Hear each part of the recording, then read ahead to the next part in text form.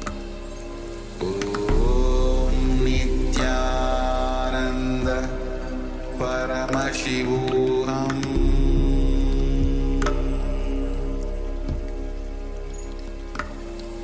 Om Nithyananda Paramashivoham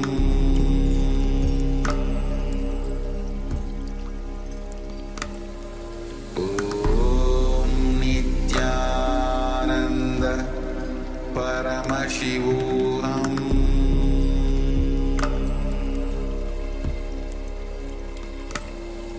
Om Nithyananda Paramashivoham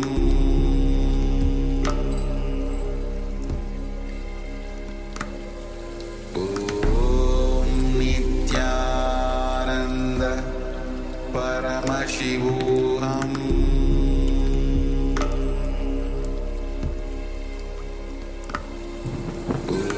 Om Nithyananda Paramashivoham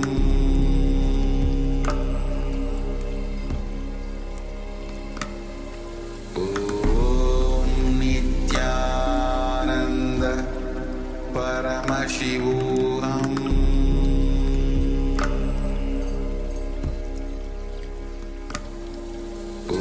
Om Nithyananda Paramashivoham.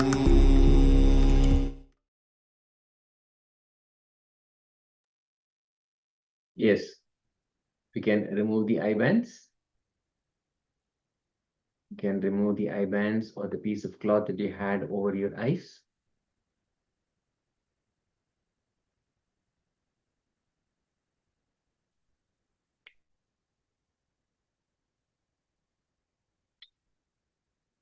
Request all the participants to also have your cameras on, and please be available on camera. Only then we'll be able to talk to you, understand what issues you're facing and how your manifestation is going on.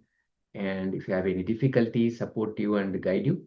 So please have your cameras on and please be available on camera. Thank you so much. And we'll take this moment to invite all the participants here in Zoom: Shamain Muse, Nithyanandam, Sri Vishwanathan Ayya, Nithyanandam, Peter, Nithyanandam, and one more participant, we are not able to read the name, Ma Mahasatya and Paramasatya, Nithyanandam, Suganyana, Nithyanandam, Ma Agora Swarupini, Nithyanandam. We welcome each and every one of you to the Paramashivoham program.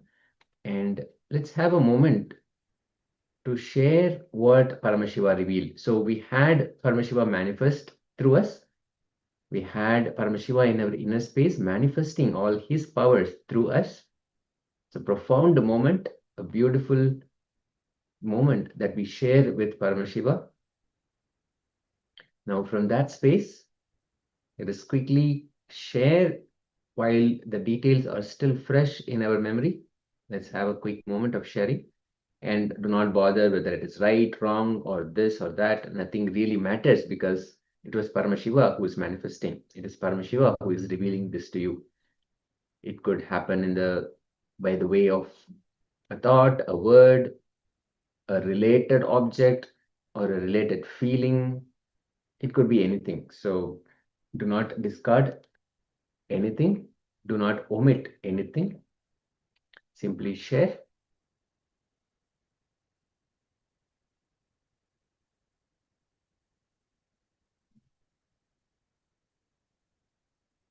So share what Paramashiva revealed to you.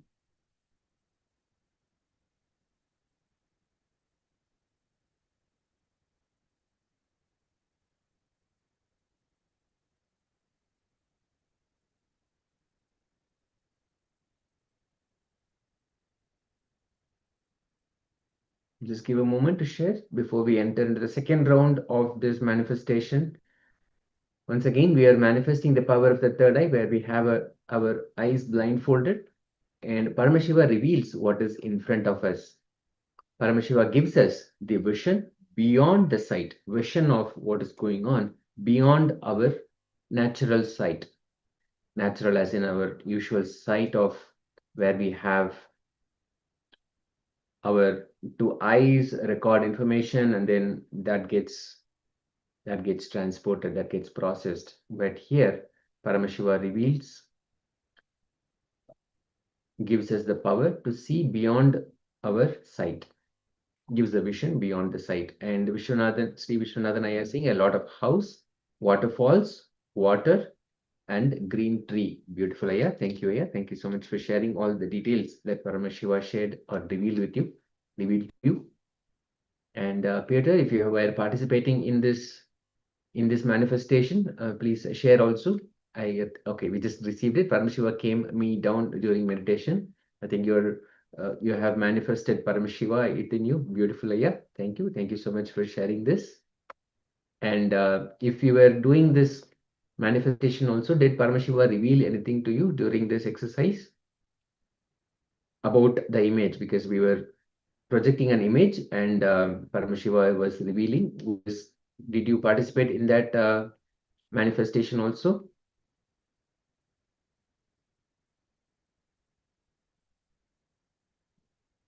Yes, we'll just give it a moment. I think Peter Raya is responding to this. And Vishwanathan Iyer, great, fantastic. Thank you for sharing. It's a profound revelation again. And Peter is saying, I saw some image, but it wasn't really sharp. Okay, no issues. Yeah, again, more and more when we sit and manifest Paramashiva, and again, when you have that space, when you have Paramashiva come down and occupy your inner space, that's a beautiful experience by itself. And Peter is adding that like a landscape. Fantastic. Thank you, Aya. Thank you so much for sharing. And now we will bring that image back on screen before we enter into the second round. This is the image that we were projecting earlier on. Yes. As you can see, it's another waterway through the streets or through the buildings, to the houses. And there are open air restaurants along the pathway, along the waterway that is.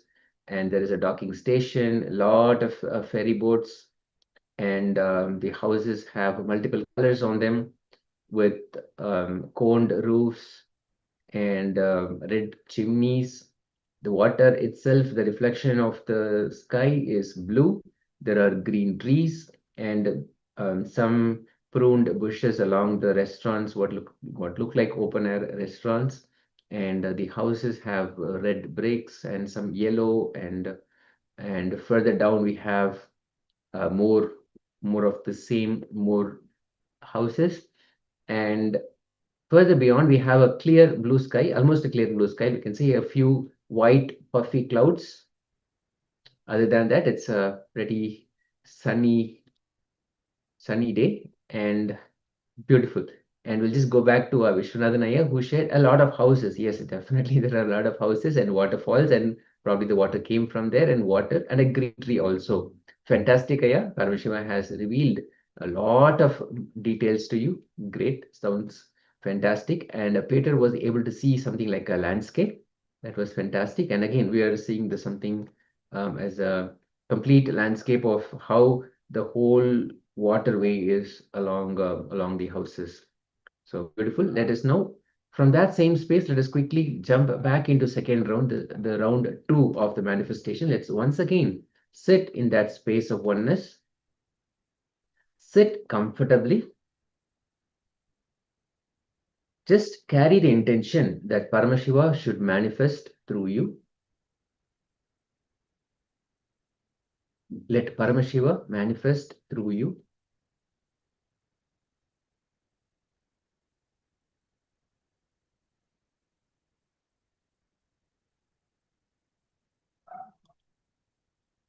Let us chant the Mahavakya intensely, which brings us again and again to that space of oneness with Paramashiva.